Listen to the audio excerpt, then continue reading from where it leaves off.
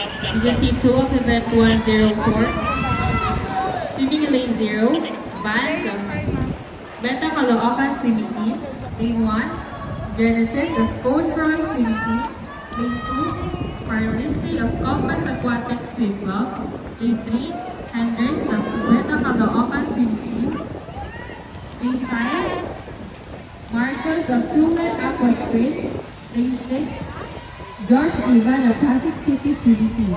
Lane 7, Poliat of Aquasonic Swimming Team. Lane 8, Zeno of QC Wave Swim Club. Lane 9, Yuan of Pasig City Swimming Team.